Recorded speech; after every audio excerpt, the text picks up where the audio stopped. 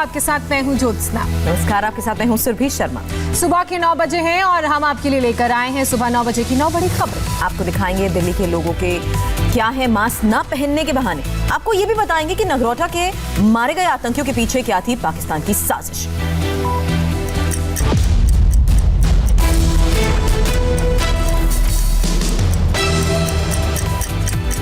दिल्ली में कोरोना की तीसरी लहर ने कहर बरपाया है। रोजाना मौत की सेंचुरी पार हो रही है। राजधानी में मास्क ना पहनने पर 2000 रुपए का जुर्माना भी वसूला जा रहा है, लेकिन जुर्माने से बचने के लिए लोग तरह तरह के बहाने बना रहे हैं। जून के बाद नवंबर का महीना है जब दिल्ली ने इतनी ज्यादा मौतें देखी। 21 दिन के अंदर 1708 लोगों को कोरोना लील गया। इसके बाद भी लोग सुधरने का नाम नहीं ले रहे। मास्क ना पहनने पर 2000 रुपए का जुर्माना वसूला जा रहा है, लेकिन लोग हैं कि लापरवाही बरतने से बाज नहीं आ रहे हैं। ये बताइए, मैं अपनी किडनी बेच दूं, मैं अपनी किडनी बेच दूं सर। किसको फोन करो, मेरा कोई है ही नहीं यहाँ पे, मैं अकेला हूँ यहाँ पे।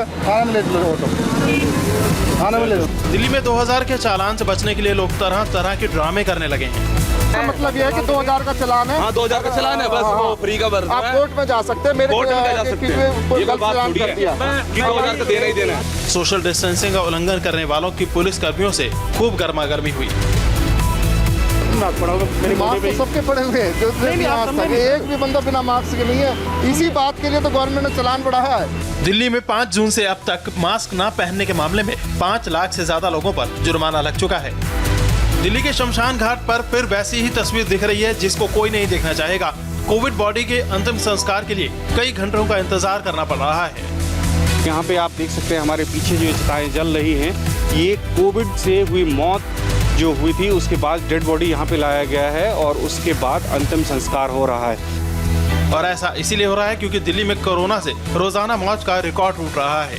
दिल्ली में पिछले 24 घंटे में कोरोना से 111 लोगों की मौत हुई है। नवंबर में दिल्ली में हर घंटे 4 से ज्यादा लोगों की मौत हो रही है, यानी कोरोना हर 15 मिनट में एक की जान ले रहा है। दिल्ली में अब तक 8270 लोगों की जान कोरोना की वजह से जा चुकी है। लोगों की सेहत की खातिर दिल्ली सरकार ने अब डोर टू डोर सर्वे शुरू किया है। इस सर्वे के तहत दिल्ली के कंटेनमेंट जोन और हॉटस्पॉट में डॉक्टर्स की टीम जा रही है, लेकिन चिंता की बात यह है कि कुछ इलाकों में सर्वे टीम को भी रोका जा रहा है। जब हम इससे चेक करते हैं ना, तो इसमें बार बार हम उंगली डालते हैं तो उनको दिक्कत होती है इस चीज़ से। कह रहे कि आपने किसी और को भी लगाया होगा, आपका ये नया है। तो अब एक ही ऑक्सीमीटर हमको मिला हुआ है सबको लगाने के लिए। इस बीच गृह मंत्रालय ने ICMR को निर्देश दिए हैं कि दिल्ली में रोजाना 37,200 RT-PCR टेस्ट करवाए जाएं। MP के 5 जिलों में कल से रात का कर्फ्यू शुरू हो चुका है। गुजरात और मध्य प्रदेश के बाद राजस्थान में भी कई शहरों में नाइट कर्फ्यू लगा दिया गया है। अगर दिल्ली में कोरोना बेकाबू है, हर रोज 100 या उससे ज्यादा लोगों की मौत हो रही है, तो कई दूसरे राज्यों में भी हालात बिगड़ने लगे हैं। लेकिन इससे पहले कि वहां का हाल भी दिल्ली जैसा हो, राज्य सरकारें सतर्क हो गई हैं और प्रभावित शहरों में सख्ती बरतनी शुरू हो गई है। गुजरात और मध्य प्रदेश के कई शहरों में नाइट कर्फ्यू लगा दिया गया है। सुनसान सड़कें, बंद दुकानें और रास्ते में बैरिकेड लगाकर पुलिस की चेकिंग की इन तस्वीरों को देखकर आपको मार्च के बाद के लॉकडाउन की तस्वीरें याद आ रही होंगी। अभी हालात मार्च जैसे तो नहीं बिगड़े हैं, लेकिन अहमदाबाद, सूरत, राजकोट, इंदौर और ग्वालियर जैसे शहरों में फिर से मार्च जैसे हालात पैदा ना हो, इसीलिए सख्ती बढ़ा दी गई है। जो लोग मास्क नहीं लगाए हैं या सोशल डिस्टेंसिंग का पालन नहीं कर रहे हैं, उनसे अनुरोध कर रहे हैं कि भाई सोशल डिस्टेंसिंग का पालन करो, मास्क लगाओ। और जो लोग नहीं मानते उन पर कार्रवाई भी, वैधानिक कार्रवाई भी की जा रही है। कोरोना के बढ़ते केस के बाद गुजरात, मध्य प्रदेश के कई शहरों में नाइट कर्फ्यू लगा दिया गया है। अहमदाबाद, सूरत, राजकोट, ग्वालियर और इंदौर में नाइट कर्फ्यू लगाया गया। नोएडा और गाजियाबाद में शादी समारोह में 100 से ज्यादा लोगों के शामिल होने पर पाबंदी लगी है। राजस्थान में भी कई और सख्त कदम उठाने पर फैसला हुआ है। बढ़ते कोरोना के केस के बाद जयपुर में दिसंबर तक धारा 144 लगा दी गई है। रात 9:30 बजे से सुबह 6 बजे तक क्रिटिकल जिलों में कर्फ्यू रहेगा। जोधपुर, जयपुर, कोटा, अलवर, भीलवाड़ा समेत संवेदनशील जिलों में कर्फ्यू रहेगा। विवाह समारोह में 50 से अधिक लोगों की उपस्थिति नहीं होगी। सभी मेडिकल कॉलेजों में कोविड-19 वार्ड बनाने का फैसला किया गया है। जहां 100 से अधिक कर्मचारी हैं, वहां अनिवार्य 80% स्टाफ रहेगा। प्रदेश में मास्क लगाने को लेकर सख्ती के निर्देश दे दिए गए हैं। कोरोना से जहां एक तरफ पूरी दिल्ली NCR जूझ रही है, तो वहीं कुछ लोग चंद रुपयों के लिए लोगों की जान से खेल रहे हैं। गुरुग्राम में एक ऐसी फर्जी लैब पकड़ी गई है जो पैसे लेकर कोरोना रिपोर्ट में हेरफेर करती थी।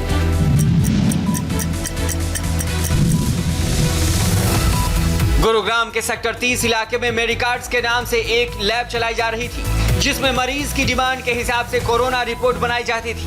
लैब में सैंपल लेकर कोरोना पॉजिटिव को निगेटिव और निगेटिव को पॉजिटिव रिपोर्ट बनाकर दे दी जाती थी। ऐसा सिर्फ 1400 रुपए में कर दिया जाता था। अब तक इस लैब से तकरीबन आधा दर्जन से ज्यादा लोगों को फर्जी रिपोर्ट बनाकर दी जा चुकी है। एक दंपति तो ऐसा था जो कोरोना पॉजिटिव था और उन्हें 18 नवंबर को अमेरिका जाना था। लैब से उस दंपति को फर्जी RT-PCR की निगेटिव रिपोर्ट बनाकर दे दी गई, जिसके आधार पर कोरोना पॉजिटिव दंपति अमेरिका चला गया। यहाँ से ये लोग पॉजिटिव रिपोर्ट चाहिए तो पॉजिटिव, नेगेटिव रिपोर्ट चाहिए तो नेगेटिव। दिल्ली की एक लैब है डायनेक्स लैब, जिसकी ये रिपोर्ट नकली बनाकर दिया करते थे। सीएम फ्लाइंग स्क्वाड को जब फर्जीवाड़े की खबर मिली तो एक नकली मरीज बनाकर लैब में भेजा गया, जिसके बाद इस जालसाजी का भंडाफोड़ हो सका।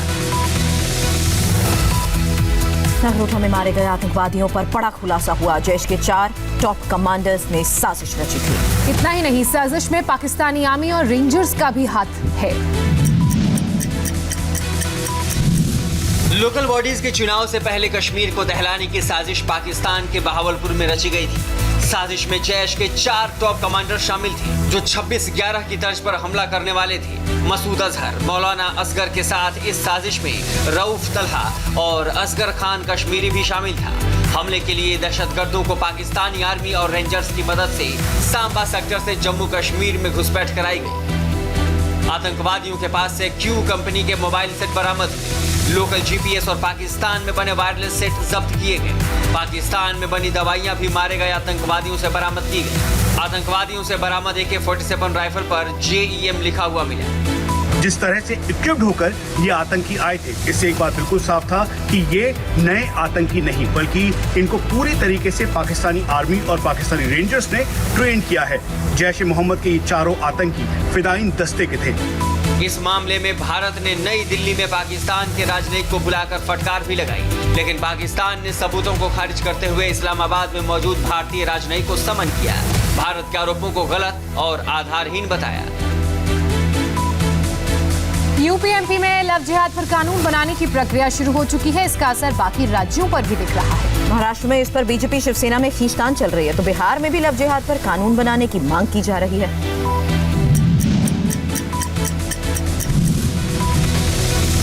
UP-MP में लव जिहाद पर जल्द ही कानून लाने की तैयारी है, तो महाराष्ट्र और बिहार में भी ऐसे ही कानून बनाने की मांग उठने लगी है। लव जिहाद को लेकर बीजेपी मुखर है, तो कांग्रेस और दूसरी पार्टियों के नेता भी बयानबाजी कर रहे हैं। लव जिहाद पर कानून का मामला गरमाया तो महाराष्ट्र में बीजेपी को शिवसेना पर वार करने का मौका मिल गया। बीजेपी ने मांग की कि जैसा कानून UP-MP में बन रहा है, वैसा ही कानून महाराष्ट्र में भी बनाया जाए। महाराष्ट्र में भी ऐसा कानून विधानसभा में लाने का हम प्रस्ताव रखेंगे। सत्ता पे आने के बाद में शिवसेना के रंग बदल चुके हैं। बीजेपी ने शिवसेना पर आरोप लगाया कि सत्ता के लालच में वो ये भूल गए कि लव जिहाद पर बाला साहब ठाकरे क्या कहते थे। स्वर्गीय बाला साहब ठाकरे जी के उन बयानों को याद करे शिवसेना, जो बाला साहब जी लव जिहाद के नाम पर कहा करते थे। क्या सत्ता के लालच में शिवसेना के नेता वो स्वर्गीय बाला साहब ठाकरे जी की सारी बातें भूल गए? बिहार में भी लव जिहाद पर कानून बनाने की मांग की जाने लगी है। बीजेपी नेता गिरिराज सिंह ने कहा कि सामाजिक समरसता के लिए नीतीश कुमार को लव जिहाद पर कानून बनाना चाहिए। बिहार सरकार को भी इसको सांप्रदायिकता का नाम न दे करके लव जिहाद पर अब काम करने की जरूरत है। लेकिन गिरिराज सिंह के इस बयान से JDU ने पल्ला झाड़ लिया। ऐसे बयान पर आप लोग चर्चा मत करिए। कभी कभी किसी का बयान आता है तो इसका मतलब नहीं कि उसको चर्चा कभी करना। लव जिहाद कानून पर नेताओं के साथ साथ मुस्लिम धर्मगुरु भी उंगली उठा रहे हैं। उनका कहना है कि जिहाद शब्द का गलत अर्थों में इस्तेमाल किया जा रहा है। मथुरा में 2 साधुओं की संदिग्ध मौत से हड़कंप मच गया है, जबकि तीसरे साधु की हालत गंभीर है। मामला साधुओं को जहर देने का बताया जा रहा है। फॉरेंसिक टीम मामले की जांच कर रही है। तीनों साधु मथुरा के गोवर्धन इलाके में रहते थे, जहां वो एक आश्रम में रामायण का पाठ करते थे। तीनों साधुओं ने सुबह चाय बनाई थी, जिसे पीने के बाद तीनों के मुंह से झाग निकलने लगा। एक साधु की तो मौके पर ही मौत हो गई, जबकि दूसरे साधु ने अस्पताल के रास्ते में दम तोड़ दिया। तीसरे साधु गंभीर हालत में अस्पताल में भर्ती हैं। ये वही घर है जहां पर तीनों साधु रहते थे। फिलहाल पुलिस ने इस घर को कॉर्डन ऑफ किया हुआ है। यहाँ पर पुलिस की तैनाती भी कर दी गई है और अब जांच की जा रही है कि आखिर क्या कारण थे इन दोनों साधुओं की मौत के पीछे। फिलहाल संदिग्ध अवस्था में ये मौत हुई है और मृत साधुओं का नाम गोपाल दास और श्याम सुंदर दास था, जबकि अस्पताल में भर्ती साधु का नाम राम बाबू है। आशंका है कि चाय में जहरीली चीज मिलाई गई थी। यहाँ सेल फार्स की बदबू आ रही है, जहर दिखाई दे रहा है। सब लोग यहाँ देख रहे हैं आंखों से, न कोई चाय पिया है न कुछ पिया है। इन लोगों ने कोई जहर देकर के उनकी मृत्यु की गई है। साधुओं की संदिग्ध मौत के बाद जिला प्रशासन एक्शन में है। फॉरेंसिक विभाग की टीम ने मौके का जायजा लिया, सबूत इकट्ठे किए। प्रथम दृष्टिया जो श्री राम बाबू जी से हमारी बात हुई है, हमारे अधिकारियों की बात हुई है, उनका कहना ये है कि सुबह तीनों लोगों ने यहीं पर चाय बनाई थी, जिसके लिए दूध यहीं की गाय और बाकी सामग्री यहीं से इस्तेमाल की गई थी। उसके बाद तबीयत बिगड़ी, पड़ोसियों को बुलाया गया और उनको हॉस्पिटल में शिफ्ट किया गया, जहाँ पर दोनों को मृत घोषित कर दिया गया है। जो घटना घटित हुई है, छानबीन के बाद सभी तथ्यों की जानकारी हो सकेगी। CMS से मेरी बात हुई है, जहाँ पे अभी उनका इलाज चल रहा है राम बाबू जी का। उन्होंने ये बताया CMS ने कि लगभग 12:30 बजे के आसपास वो डिस्ट्रिक्ट हॉस्पिटल पहुँचे हैं और वो आउट ऑफ डेंजर हैं। फिलहाल पुलिस दोनों मृतक साधुओं की पोस्टमार्टम रिपोर्ट का इंतजार कर रही है। मध्य प्रदेश के देवास में लड़कियों को परेशान करना दो मनचलों को भारी पड़ा। दोनों को पुलिस ने पकड़ा और फिर सरेआम पीटते हुए थाने ले आए।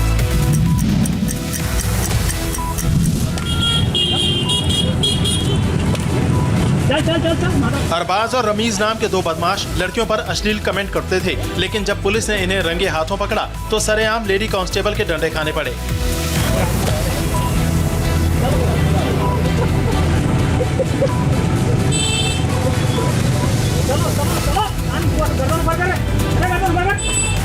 दोनों बदमाश देवास के जिस चौराहे पर खड़े होकर लड़कियों को छेड़ते थे, पुलिस ने उसी चौराहे से उनका जुलूस निकाला और डंडे से मारते मारते थाने तक ले गए।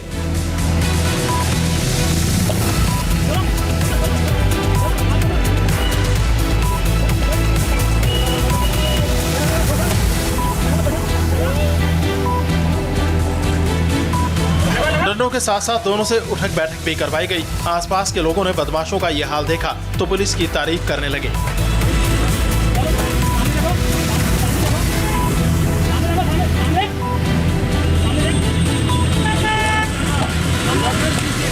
दोनों आरोपियों की हिम्मत इतनी बढ़ गई थी कि वो लड़कियों के अलावा सादी ड्रेस में महिला पुलिस कर्मियों को भी परेशान करते थे।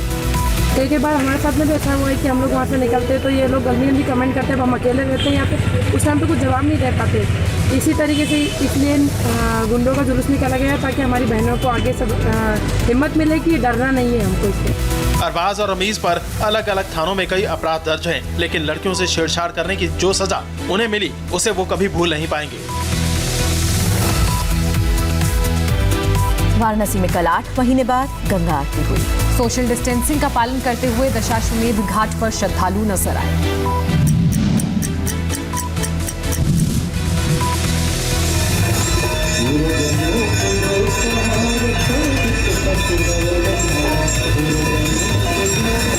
करीब 8 महीने बाद बनारस में गंगा आरती हुई तो भक्तों की इच्छा पूरी हो गई। कोरोना की वजह से 18 मार्च से ही दशाश्वमेध घाट सूने पड़े थे, न श्रद्धालु आ पा रहे थे, न शंख और घंटे की आवाज में मां गंगा की आरती हो पा रही थी। लेकिन कल शाम एक बार फिर से गंगा आरती शुरू हुई तो श्रद्धालुओं को आत्मिक शांति मिली। कल पहले दिन गंगा घाट पर लोग आरती में जमा हुए और पारंपरिक तरीके से विश्व प्रसिद्ध गंगा आरती की गई। प्रधानमंत्री नरेंद्र मोदी सांसदों को लग्जरी फ्लैट्स का तोहफा देने जा रहे हैं। 23 नवंबर को पीएम मोदी सांसदों के लिए बनाए गए 76 नए फ्लैट्स का उद्घाटन करेंगे। बीडी मार्ग पर बने ये 76 फ्लैट्स 3 टावर्स में हैं। हर टावर में 13 फ्लोर्स हैं और इन 3 टावर के नाम गंगा, यमुना, सरस्वती रखा गया है। सांसदों के लिए लुटियंस दिल्ली में नए आवास भी बनकर तैयार हो गए हैं। दिल्ली के बीडी मार्ग पर यह 3 टावर आप देख रहे हैं। इन तीनों टावरों को नाम दिया गया है गंगा, यमुना और सरस्वती। हर एक फ्लोर पे 2 फ्लैट्स हैं, कुल 13 फ्लोर हैं और इस तरह से 76 फ्लैट बन के तैयार हैं। पहले की अगर बात करें तो यहाँ कोठियों में बमुश्किल 6 से 7 सांसद इस मार्ग पे रहा करते थे। और कोरोना की मार झेल रही दिल्ली में ठंड कैसे बढ़ गई है, डिटेल अपडेट ब्रेक के बाद।